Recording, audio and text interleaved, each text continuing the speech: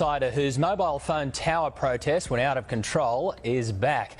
Now, he drove a tank down city streets, destroying transmitters to highlight what he saw as dangerous tower emissions. Now, of course, he was sent to jail for that, but the former technician hasn't changed his mind about the health effects of mobile phone towers, and he's preparing another protest.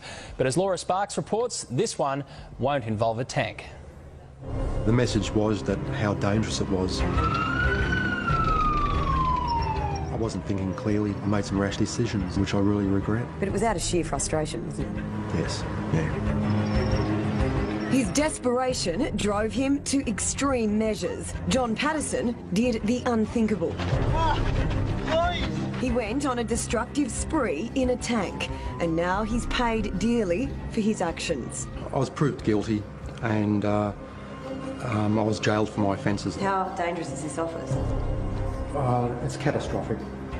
You wouldn't work here. We first met John, a former senior telecommunications technical officer with Telstra, more than 2 years ago. Back then, he was waiting to be sentenced, facing a jail term for his tank attack. I was involved with rolling the technology out. I was very responsible for any safety things that actually happened. So I felt obligated to actually do something about it. John borrowed his mate's armoured personnel carrier, one of only 2 in the country, and rammed 8 equipment shelters housing transmitters for mobile phone towers. It disrupts the bioelectric system of your body, which is really your brain, your nervous system, how your muscles talk. For 20 years, John tested Telstra digital systems. Over the time, he realised the dangers of electromagnetic radiation. When he moved to this Telstra depot in between 2 mobile phone towers, he got violently sick. It microwaved us. So I got all the test gear out and measured it and drew up a report and showed that it was an occupational hazard to work in that building with that amount of radiation.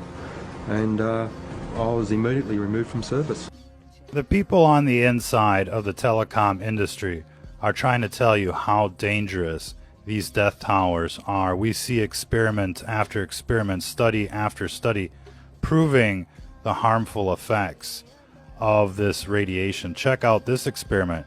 Wi-Fi off, the plants just grow normally. And after 72 hours, we see a robust acceleration. Here with the Wi-Fi on, there's nothing. There's no life. It's part of the eugenics program, ladies and gentlemen.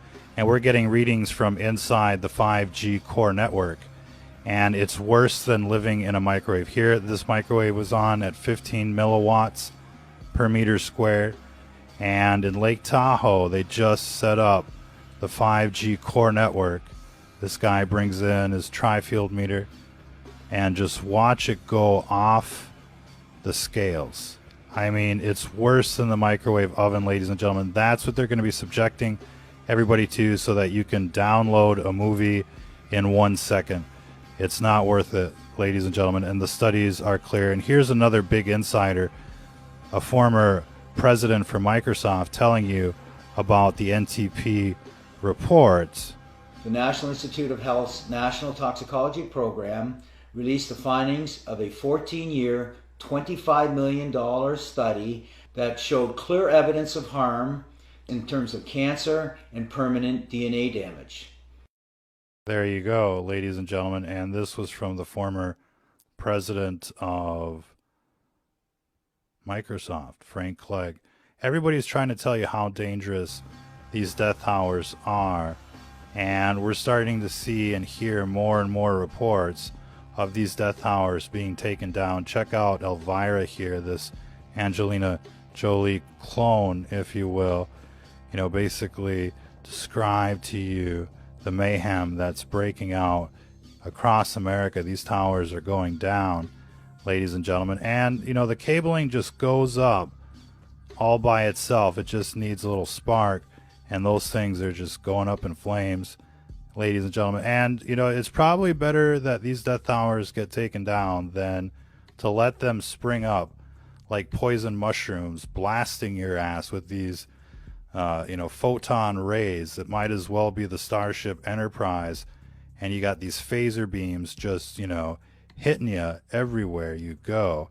And they're able to track you in ways you can't even imagine these days. You think like all of this information, all these apps, all these websites, are just, doing advertising. Oh, you're so wrong. They're harvesting all of that data and they're selling it to big government, all of them, every single website. I mean, they're basically, looking for people that are trying to stay off the grid. That's basically how they entertain themselves these days. And you can bet that if you're classified as a conservative or a Republican or a Christian out there, you're going to get the special treatment. You're going to get these beams focused on your ass. And, it's right there in the patents. You check out the MIMO technology, massive input, massive output, phase or beam forming and the like. I mean, they're just going to blast you like you can't even imagine. They're putting these things up everywhere. They're going to be like, every other house. It's going to be at every shopping center, every gas station, every shopping mall. I mean, everywhere, ladies and gentlemen. And so people are taking these things down, and it's incredible to see, across the nation. I mean, we're seeing these acts of heroism, civil disobedience, if you will. And, it turns out that a lot of these things are pretty flimsy. And the wiring, the insulation on the wiring just acts like an accelerant. You basically just got to get it going, according to experts out there that are taking these things down. Now, why are they taking these death towers down? It's because they're way above the safety limits. There's all sorts of reports, conclusive reports, one after the other, that are saying that these things cause cancer, they suppress your immune system, they affect your nervous system, and your body isn't supposed to be subjected to this artificial radiation